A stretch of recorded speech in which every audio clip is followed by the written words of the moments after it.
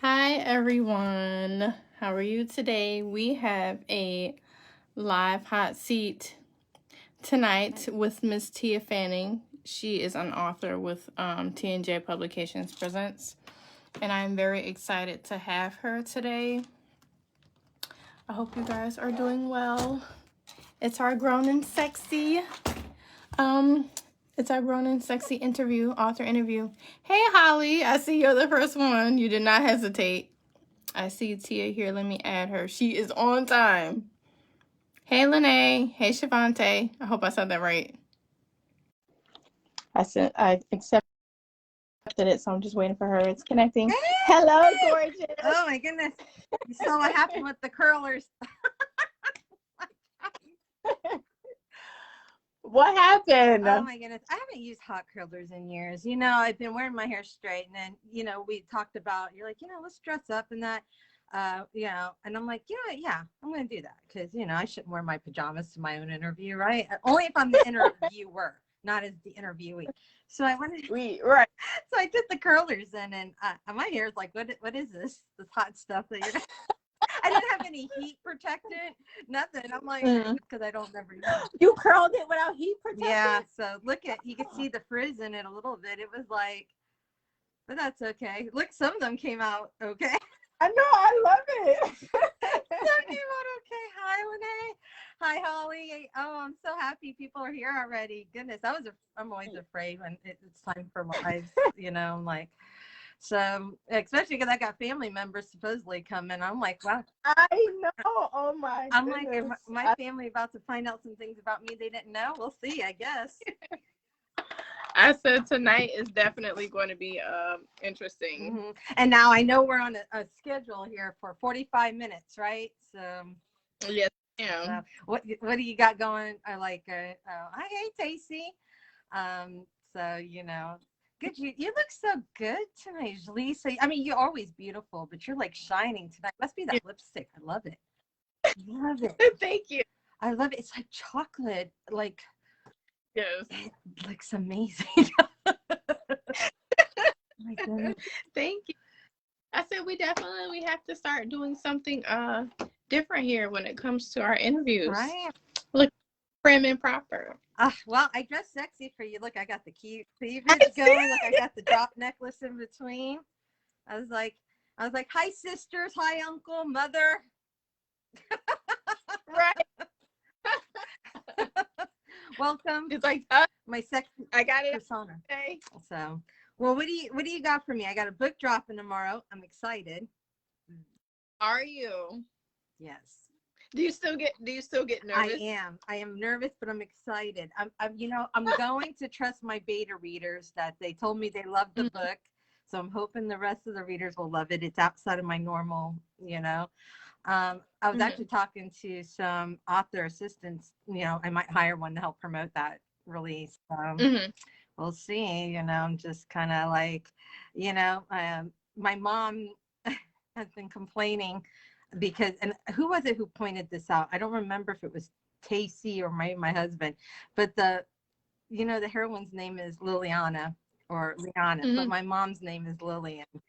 And so they were like, did you name your hooker after your mother? I was like, no, not purposely. Like, no, it was not done on purpose. Not on purpose. I liked the name because it was able to break down in like 5 different ways. It was I wanted a name that each of her, I don't want to say just suitors, but oh, thanks, Lenny, I appreciate that.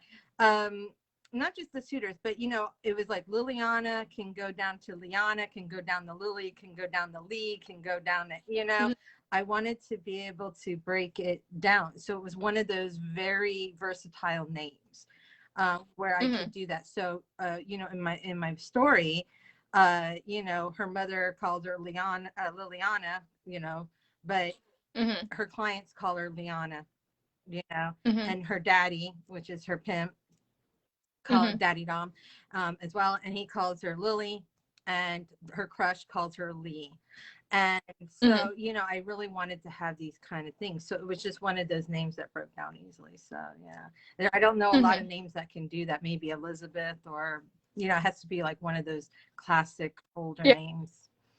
And what else? I'm glad you said that, because when I was looking over the story or whatever, because once it comes back, you know, from the editor, but of course you edited your own work, I always just, as a publisher, just take a look at it just to make sure everything's, you know, everything. Because I sometimes see what it wants. I'm like, I'm sure her character is this name, but wait, I'm seeing a different name. But wait, there's another name. Okay, I'm just gonna leave it because I trust that she knows what she's doing. Well, you know, it's almost in the same way that we all have different roles. You know, as a woman, you are, you know, a mom, you're a business owner, you're a student, you're an author, you know, and sometimes we label these roles differently, you know, like you have the name mom for your children, you know, you have, you know, Jelissa and Edwards as your business, but you're Jelissa Shante, the author, you know, and my character was a little bit kind of the same. She was just kind of not something even that she wanted. As you notice, these names came from the other characters, like they chose these names for her. And Temptra, which is her, you know, like she's like the madam pretty much. She helps run the things. You know, she said, "I like Liana for you. I have a feeling you're gonna end up Lily," because she knew that her boss was gonna, you know, drop that name. And he called her Lily Pie or Lily, you know, like he called her these sweet endearments like that. So yeah, I like him as a character. My beta readers are rooting for Gabriel. You guys who will read the story later will know what I mean. I was rooting for Daddy, but I like Daddy Doms. You know, I don't know. I don't know where it's gonna go, though. I don't know. We'll see. Now, where did your story concept come from? Okay. Like, where? So, you know, there's a lot of, you know, as we say, a little truth to every story. So when I met you and TJ, I was like, I wanted to write something for you guys. I didn't want to write something I always write because you guys published mostly like street lit, and, you know, so I wanted something that was a little racier in a way, you know, outside my normal romance ruled world of, you know, it's not really a hero if he's pimping you out, you know what I mean? He's now an anti-hero.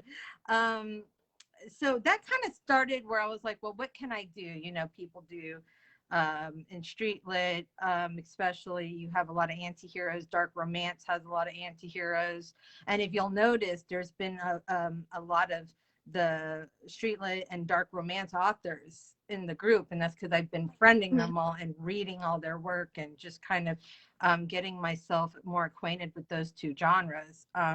Because you know, I write erotic romance, I write, you know, discipline into it, domestic discipline, spanking stories, the old traditional marriage before people like started to use it for, you know, meaning like the man's the head of the household, and you know, those kind of stories. But I always followed the romance rules. So I sat and I thought about it, and, you know, I've traveled the world, as you know. I've actually met a lot of sex workers. We actually have one or two in the family, not so much on my side as my husband's side. I'm just putting that disclaimer out there, I'm told. You know, there might be, I'm just, because my family's watching. It's not me. I'm not the sex worker, just saying, you know. I wish I sometimes had taken that up, because I hear they make a lot of money now. Right? I know, right? I wish I could have sold my virginity. As I was complaining the other day, I gave it away for free to some asshole. I should have taken the money. I wish I would have, if I'd known, I would have saved it. But you know, so it was kind of like something where I was like, okay, so what would bring a woman to that place? Some women just do it because they like it. I was like, but if you were a virgin, because I wanted her to be able to go through the virginity auction, how would a virgin get to that point? What would propel a virgin to this area? And so usually it's money driven. You know, the inability, whether you are doing it as a high-end sex worker or a street sex worker or whatever, you're motivated by money. It's very mercenary a lot of times, you know. So I kind of just started there with this you know, young woman who was a virgin because her mom didn't like men.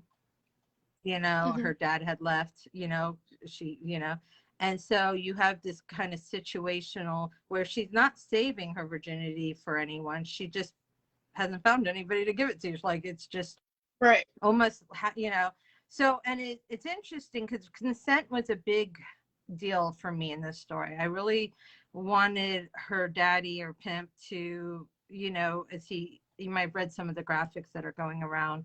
It says, I don't have, I'm a businessman, not a sex trafficker. He Right. says, Right. he goes, what I'm offering, a lot of women would jump at, but a lot of women don't get this offer. And this is what I'm offering. And so she jumped at the opportunity because it was offered to her. But he did ask her, he's like, are you saving your virginity for someone special? Whatever. She said, no, I just haven't gotten rid of it. He's like, all right, you know? And some people do save it, you know. I'm bitching about the asshole I lost my virginity to when I was 15, but you know, I loved him at the time. You know, I gave it for love. Now looking back at it, you know, I rather had the money, but Right. what else? You know? A lot of women go through that where when we get to a point in our lives where we understand the value of our virtue. Yeah. It's like, damn, if I would have knew that back then, I would have saved it for the person I'm possibly with now, or for someone who would have appreciated it. Yeah. I felt like, you know, when it came to my body and stuff, if I could go back, I would probably be a kind of a hoe in a way, because I feel like I gave it to the wrong people and saved myself from people that I really probably should have went and had that experience with. I always remember being in Italy and these two hot guys, they were what were they, lifeguards, and they wanted both of them together with me, and I was like, nah, I had a boyfriend, you know, and I was like, if I could go back, they were hot. I should have done it. I should have done it. Hey, Trinae. He's like, what the fuck's going on here? I know, right? You see, first. I'm talking about, you know, wishing I could go back and be more of a hoe, because, you know. Well, you guys. Oh, hi, Mom. Hi, Mom. Hi, Mother. All right, I'll tell you why I say that. I was you know, you're raised. He's like, what are you talking about? You know, I was raised to not do that. That's, you know, so I didn't. But, you know, I'm jealous of the women now who can just go on their little app and slide left, right, meet a man, embrace their sexuality, and go out and do that. We didn't have those options. That was frowned upon, you know, 20 years ago when I was these girls' age. So the follow-up question I have in regards to that aspect is, do you ever feel like women who choose that route, to whether it's money motivated or maybe it's just something they want to do or whatever, do you ever feel like it creates some sort of, like, there's a void that they're trying to fill, or it creates some sort of brokenness within that woman? I personally don't think so. You know, I think there's two different world. There's two things happening in the sex industry. You have those who want to be there and those who don't. And I think a lot of times we focus, for good reason, on those who don't want to be there. They've been trafficked, they've been exploited, they've been kidnapped, drugged up, tied to a bed, whatever it is. And, you know, Backpage, which is what sex workers used to use a lot of back in the aughts and early teens, 20 teens, was shut down because of the trafficking problems that were happening. Right. And it, you know, it was one of the safer routes for sex workers to find clients, and it got shut down, not because of, you know, that I think people care that those who want to do it, but because it was just getting to be such a problem with the underground sexploitation of women.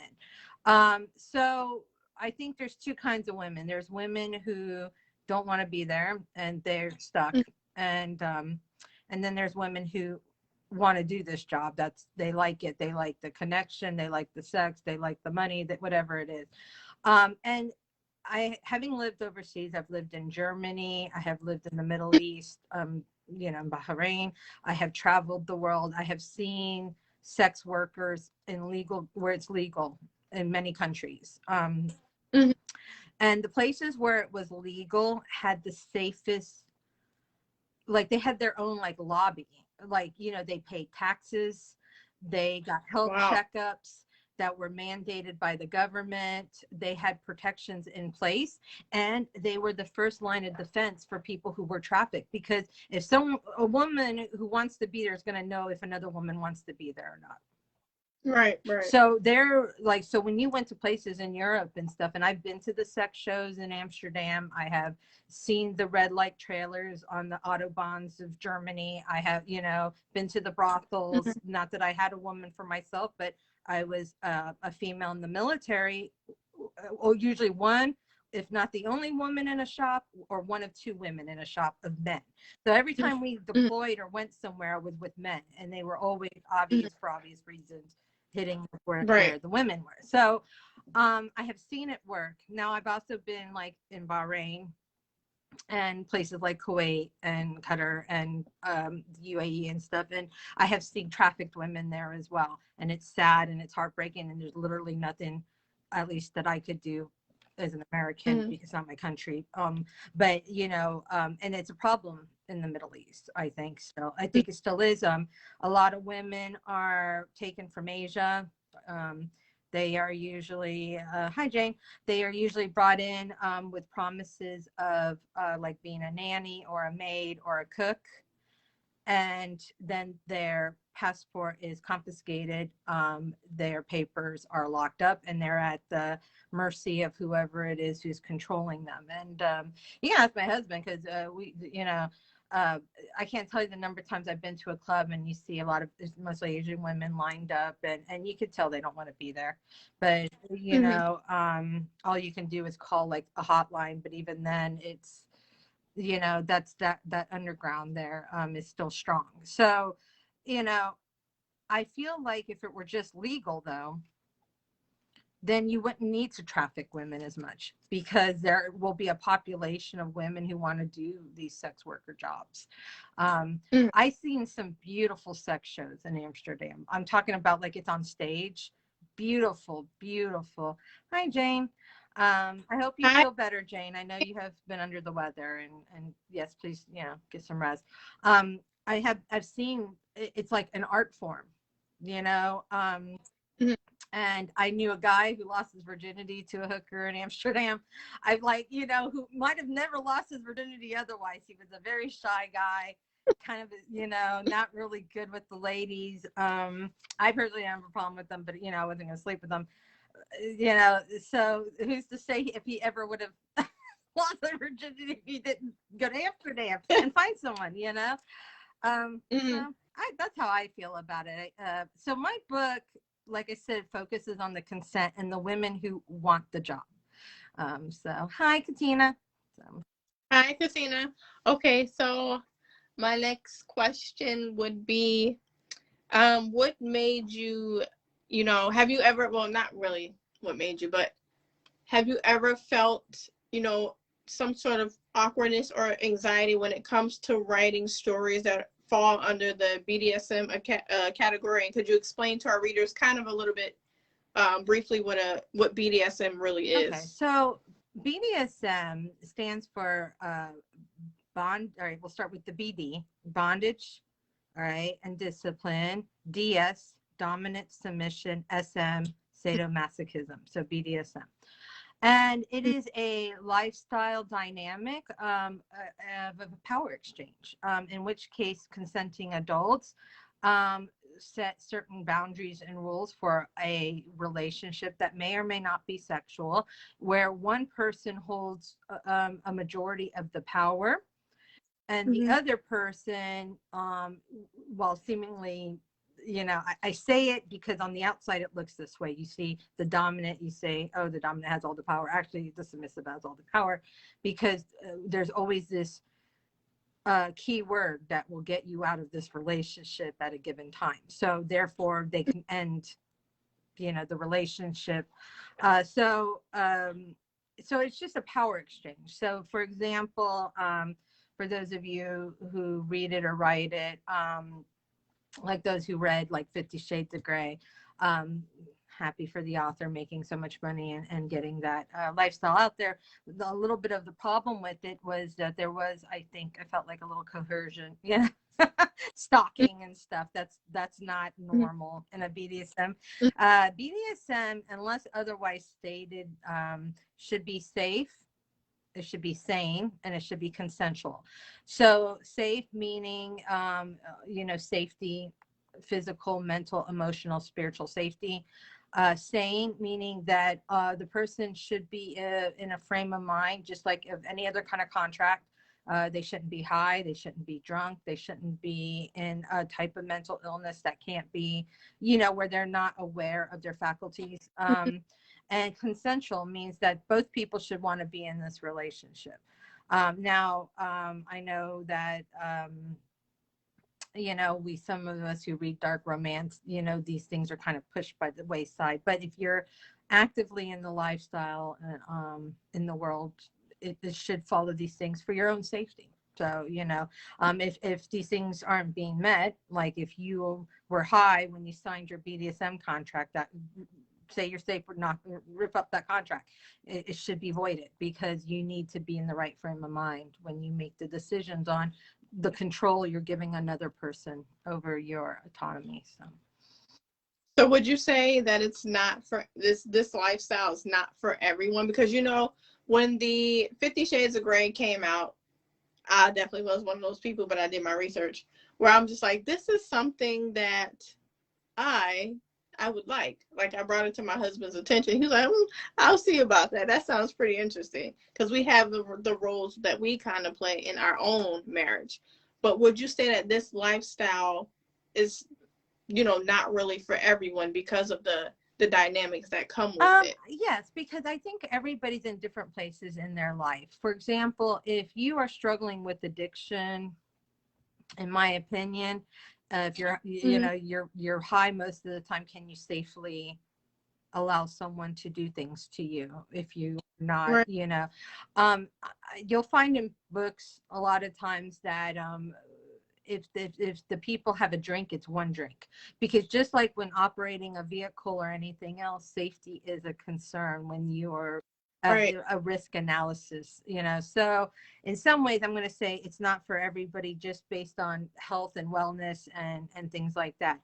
I find, and I think, it's a certain personality type that gravitates towards it.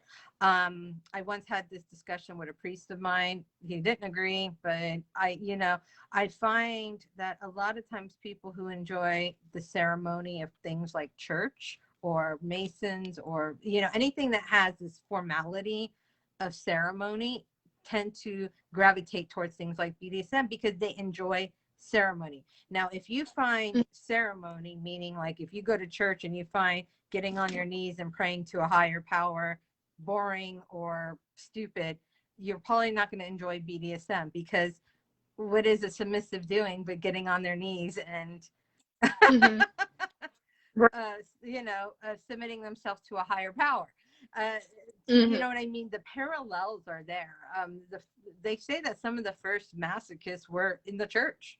They used to flog themselves. I mean, there's really, I feel like, a historical line between things like the church and BDSM and ceremony and all these kind of things. So, a priest doesn't want to hear that, obviously, but, I'm not saying that, and I find, strangely enough, that people who are like, this is my personal opinion on the matter from what I've seen as someone who's been raised, Southern Baptist, Pentecostal, and then moved over to the Episcopal Anglican religion, that, I find that people who are like Southern Baptists, and that I think would probably gravitate towards a domestic discipline relationship because they do push like the male as the head of the household. And, and I find that people who enjoy, the ceremony of, getting down and praying, worship,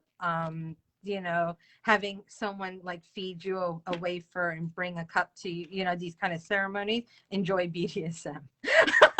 So I write both. I write domestic discipline and BDSM.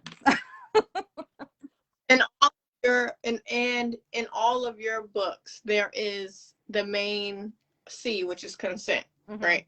Yes. Yes. I think consent's important to me. Now, like I said, there's some dark romances out there, and there's people who's going to read this book here, and it's what they call dubious consent, which means that it's not a non-consent, but dubious consent means that they feel that the person given the consent might have been put into a position where they felt maybe they had no choice but to say yes. Yes. They didn't fight it. They didn't fight it with all their power and might. They didn't kick, scream, and smack the person and whatever.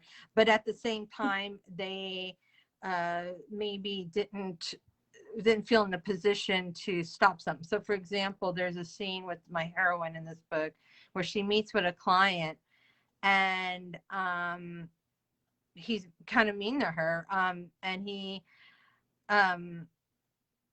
she's new at this, and he forces fellatio, and when she does it wrong, he smacks her, and which is against everything that is in the book as far as what the house, the brothel stands for, everything. But she's new, and so she doesn't enact her, she has an emergency for things like that. She doesn't enact it, but the client then has sex with her, and she's hating it. She's hating every minute of it. She's like, I just want him to hurry. Now, is that consensual? She said yes because she consented to meeting with the client, but did she feel like she could stop the sex if she really wanted to? Which is no. So they call it dubious consent. This kind of, it's a yes and a no, depending on the person. Some people might say, oh, well, she should have gotten off, told him to get it off of her and walk away. Some will say, no, she was too traumatized because he hit her, and she just suffered through it. Right. So, that this book does have that. But this is not done for titillation. It's not the norm of the book. And her daddy and the other staff at the companion house, the brothel she works at, are very upset that this has happened. Like, this is not what they knew the women signed up for, and therefore, so if you do read the book, for those of you out there with consent, I guess in some ways it was almost like a type of rape, but it wasn't for titillation. It is a plot point. So okay, sounds good. Let's see what other questions I had for you. What prompted you, besides my very convincing husband, to sign T&J publication? I liked you guys. Were fun because you were up. So all right. So as you guys know, I've told you all this before. I've mentioned it many times. I've been a publisher. I self-published a lot of my own work now. So people are like, well, why'd you go to a publisher? Because sometimes it's nice to have a team, to work in a team. I love you and TJ and Trinae and London and Shanae. I don't get to talk to Shanae as much. I hope to get to know her better. She's not on the group the way Trinae and London are. But, I feel so much more confident as an author being in this team, because I feel like I have a support group and a system of help. And I feel like I could call you or TJ or even London or Trinae if I needed help with something with my book or whatever. I feel like if I called London and was like, hey, can you brainstorm with me? I know he'd take that call and do that with me. And I love that. And I know I have friends that will do it too, but sometimes it's nice where I don't feel like I'm taking advantage of an author because we're in the same house. So we're like, I call them like my publishing brothers, we're in the same house. So we're going to have to help each other out here and promote each other and lift each other up. And so I love that. I love the vision that you and TJ had for your authors. I loved how you treated your authors. I felt like you treated your authors really well. That was important to me. They seemed to really trust you. I liked where you guys were coming from as far as I felt like you were really giving opportunities to people that might have not had the opportunity to see their dreams come true, which is to find their work put into print or published. I personally like the fact that you work with those who are incarcerated so that they could have a trade for when they get out to work on, because I know it takes time, and I like that they have a voice, because often I feel like people who are incarcerated or have been incarcerated don't have the voice because people don't necessarily listen to them because they think, oh, what do they know? They're just criminals, And I hate that frame of thinking, So I like the different varied backgrounds that I feel like this house has. They're coming from. I also wanted to meet and interact with a different readership. I'm not going to say I love my romance readers. Don't get me wrong. But, as an author, I want to move forward and always improve myself and improve my craft and that. And I felt like I had reached a place after, I've been writing since 2006. I've been published, since I think 2007 or 2008 when I published my first book. I have been in the erotic romance industry a very long time. I have seen it evolve and change and stuff. And I just was ready to go forward, but I didn't want to change my genre. I like romance. So I kind of wanted to find what would be a good segue into, you know what I mean? And I felt like urban street lit would do that for me, and via this almost dark taboo romance route, as we say. So because I loved and plus I read the street lit, and I loved the excitement and stuff of the street lit genre and the urban genre, and I like the fact that they allowed for like anti-heroes, which was something that dark romance allows for as well. So it just felt right. I felt like the Lord, I'm going to be religious. Remember, I like BDSM, and I'm religious. Come with it. I felt like the Lord had pushed me this way, and I felt like it was neat to come in with a little bit of experience, that I feel like we could help each other, as a group, bringing combined strengths, because I feel like every member of your team has brought something into the house with them, whether it's some kind of experience or so. I felt like I wasn't coming in with too much or too little of something. I felt like this is right. I feel like I can fit here because, so I like that as well. I think me and London are the oldest. but I feel like that brings us some wisdom. I think me and him are the same age. I think we have like 6 months between us. And he's still a baby. Well, then I'm the oldest. At least in that way. So it was nice, though. I've enjoyed the experience and just being a part of it. And I look forward to TJ getting to meet you and him in person. I hope you guys will come visit me when things have settled down.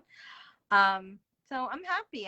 I have high hopes for this book. I really felt inspired and supported by you guys and the house in general to write out of my box, because like I said, I've never written a book like this before. And I was excited. Nervous. You were very nervous. I was nervous because, I don't know how my readers are going to take it. I'm relying on the urban and street lit readers to help fill in where my readers might be like, what the F is this? She just wrote. I need you guys, you street lit urban readers, urban romance readers. I need you. Buy my book. Yes. Don't make me look what bad. I see is that from where I'm looking at, you've been able to really create some really good, networks and relationships with, the readers that we have brought along when we joined together. And it's like, I like seeing it. I like seeing the diversity. I like seeing the love and the support from both ways. Your readers that you brought over, our readers that we brought over. It's just been amazing. I enjoyed watching my readers explore a new genre, just like I did. I've seen them buy. As a matter of fact, Holly, you just lost your what we call street lit virginity is what I've been calling it. I think you read a Dakari book. Lene was there. I think Holly read which one was it? I think it was the 3X from Dakari. Or Team Dakari. I lost my, and we talked about this at the Dakari group when I was on my spotlight. I lost my street lit virginity to J2, which is Jordan Lorenz. I don't know where he's at these days, but he's running around. Yes, he always said yes. So I feel like, I find myself promoting street lit to a lot of people that I think would enjoy it too. Because sometimes I think people want something different, and I feel like it's a logical path. I write a hot erotic romance, BDSM, whatever. That a lot of times also filters into, like, say, dark romance, which has the anti-heroes. Well, then I look at urban and street lit that also has a lot of strong, fun anti-heroes, whether they're thugs, mafia, dealer, whatever it is that they're doing for their family or their loved ones or whatever in the stories. I like these characters that I normally couldn't write them in the traditional romance, So I could write if I wanted to. Hi, Shirley. I could write them if I wanted to now. And I love that because I have a place I feel like I can say, readers, look, I have this book. He's a pimp. But don't worry, my romance people, he's a daddy dom too. Look, I got something for both of you. Both sides. Yeah. I'm like, my daddy dom pimp. He's for you. I did this for you guys, and the sex is hot, So thank you, Katina. I appreciate that very much. I hope you enjoyed the book. It releases tomorrow. We'll see. So I hope you like it. And please give me, if I of course I was always a little worried too, because, I am out of the zone, so if I've done it wrong, please, Katina, tell me, because I want to do it right. So I'm old enough to take the criticism and, professional enough to take it. So do let me know if I've done it wrong. But I'm hoping so. So yeah, I like this blend, and my reader group has been so fun since you and TJ and the street lit crowd have come, and we've blended and been able to team up. Same with Dakari group as well, and just getting to meet and connect with new people and readers. And I'm having so much fun with the urban street lit side. I think that some of the romance readers I sometimes think are a little shyer, where I feel like the street lit urban people are like, yeah, I'll call you on the phone. Let's talk. Yeah, we've never met each other, but I will totally be on the phone with you for the next hour. Right. Hours. Let's do it. I'm like, all right, where romance readers would have been like, oh, I'm just gonna read my book and then I'm gonna go pick up the kids and cook dinner. You do you, I'll do me, But I like that the street lit readers are like, yeah, let's go, like Lene and them do the sipping thing. Let's talk. Let's just have drinks on Facebook Live and talk about books and sex and men. Whatever comes up, I love that. That's because I'm an extrovert in that way. So I'm like, I should have had a drink here. I only got this water and I regret this. And I wish I had some. But I feel like I only got 5 minutes on you because I don't want to keep you too late tonight because I know you got things to do, and I don't want to say what you have to do unless you don't mind sharing that. So, I don't mind. What are you doing then? What assignment? What you're doing? I have, so as everybody know, because I definitely go on my rants, business owner, a mom, a wife, an advocate, an author, and a full-time student. So while I'm trying to juggle, because hubby only has certain, the phone or whatever, so he only has certain technology things that he can do from the phone, where it's like a lot of these things require you to be on a physical computer. So I do that. So it's getting the releases lined up, making sure this book goes to this editor, this book goes to that editor, and then say, okay, let me stop this real quick, go over here and get these assignments done for, my 4 classes, because they're 3 credits each. So I'm taking like about 16 credits or so. Get these done by the deadline, and then come back over here and finish over here, because when I talk to him like a daddy, I have to report all of my to-dos and make sure I check everything off my list. So it's like, yeah, sometimes my mind be just going crazy. I will say that, it really was kind of a daddy presence in our message group when TJ was there, yes! because he was like, what you all doing? You writing? You all have your, and he has been off, and it's been quiet. And, me, London, Trinae have probably been slacking off. I'm calling you guys out too. I'm not going down alone, Trinae. Yes, yes. Trinae, you too. Just not only me. So when TJ comes back, lady messages at all. How rude. I know. When Trinae, London, when TJ comes back, I'm not getting yelled at alone. I'm not getting our stuff done. I'm gonna be like, TJ, like my brothers here have not, Daddy, TJ, my brothers have not done their work either. At all. And I'm gonna be like, and I'm just a sweet little romance author. Go yell at the men over there. Right, he'll be on me. You're the boss. So you're supposed to make sure everybody's doing what everybody wants to do. You want a company? Well, do your job. Okay. You're gonna make me laugh. I'm like, yes. Yes, Dad. Yes. Yes. Where's Daddy TJ at? It's busy tonight, so I wish he was here. Yeah. Right. Because he would be getting on me because I'm busting him out, because he definitely. I mean, if he's gonna watch this later and be like, y'all are grounded now. Y'all grounded. Right. Or get back to work. I know. And I should be too, because I gotta write the second book on this now. So I got it outlined, so I'm ready to just write it out. Yeah. Yeah, don't forgive me when I get on. It's okay, I'm a professional. I know. I know about the deadlines. It's okay. I'll be like, okay, I'll get this done. I've been like, you know what? You know who didn't do their work today? Trinae.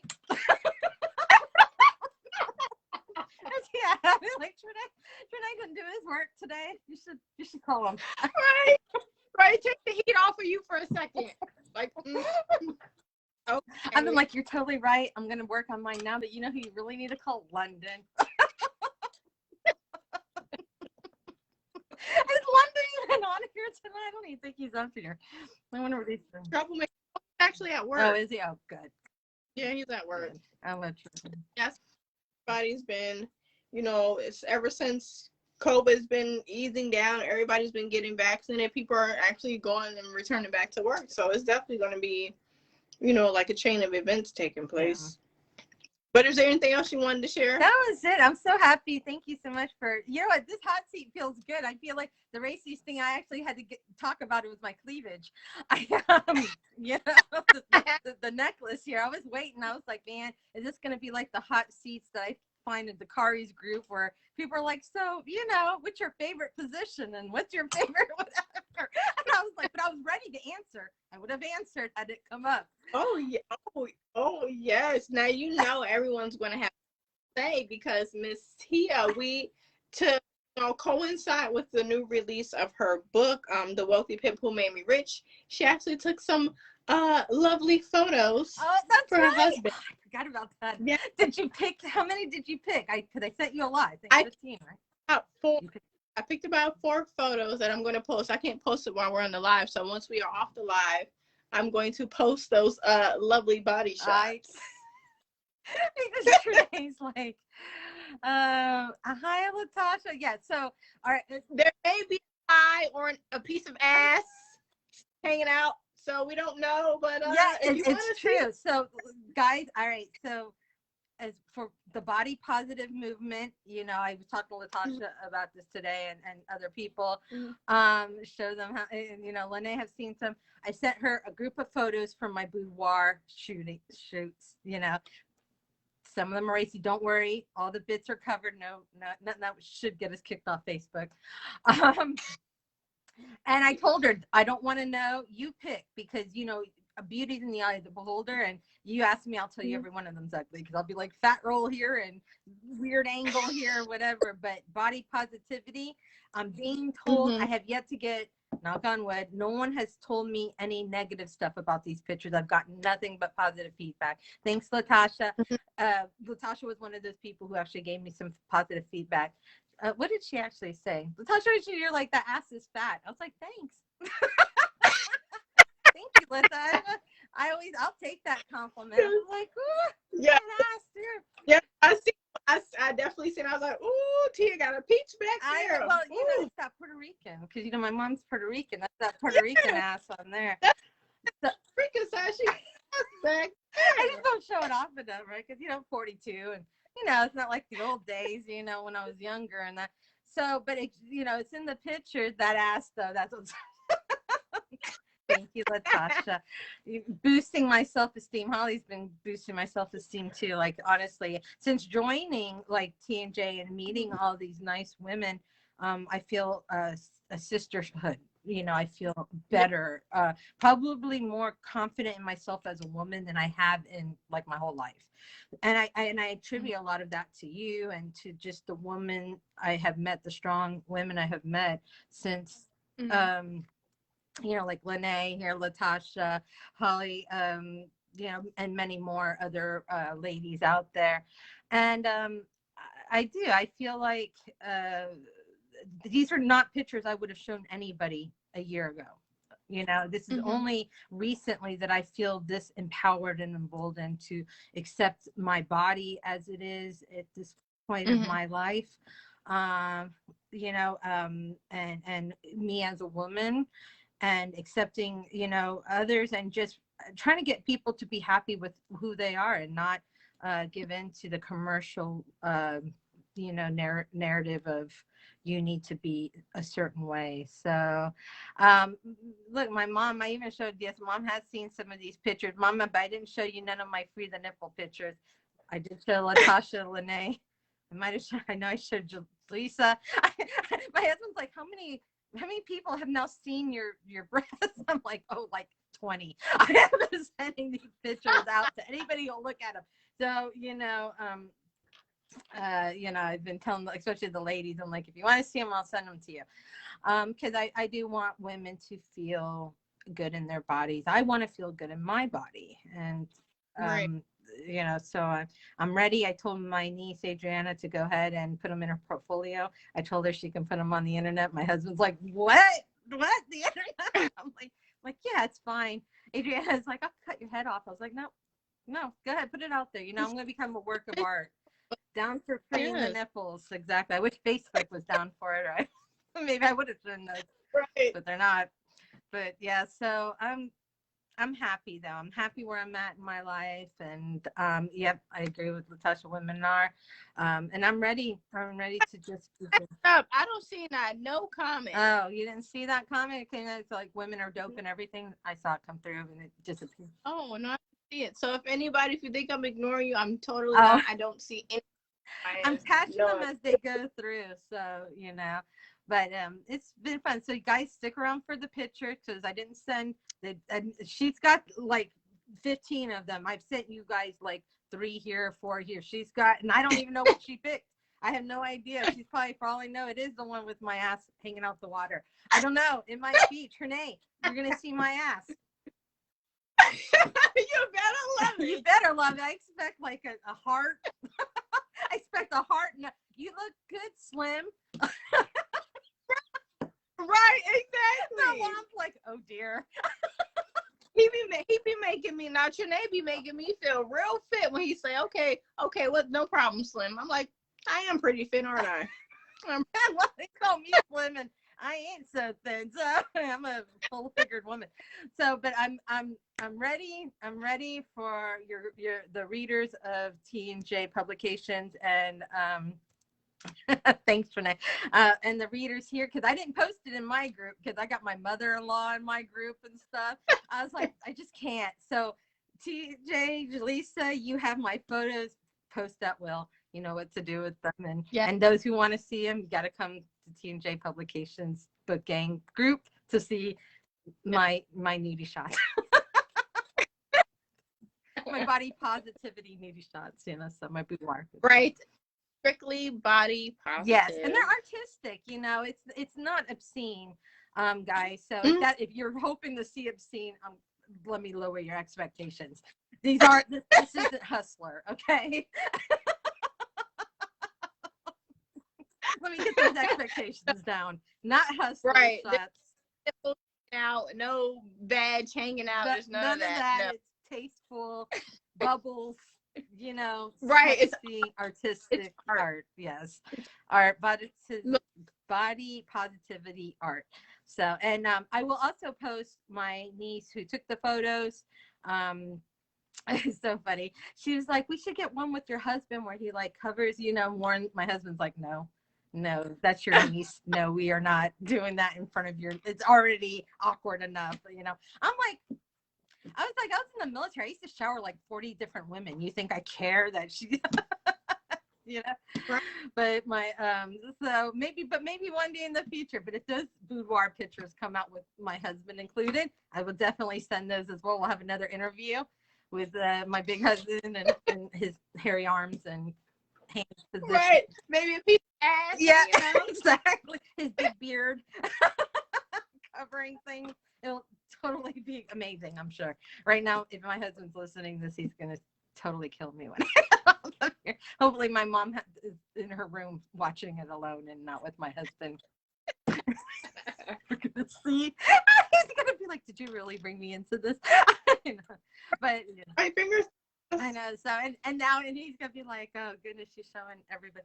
So, but you know, he's been really supportive about it. He really has, because you know, I think if they were more hustler type, he wouldn't have been. I don't want you all to be like that. My husband's just like, God, he's letting Tia just run around and show her stuff to everybody, her goodies. It's not like that. I think he understood where I was coming from and needing to do this, not only for myself but for other women, and you know, or encouraging other women that, you know what, look, here's my roles, don't worry about yours, I got them too. We all have them.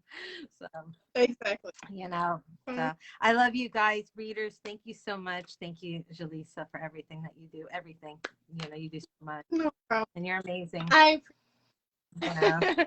And I thank you so very much for joining me tonight. It was blast. I'm ready to post those pictures. I know. All right.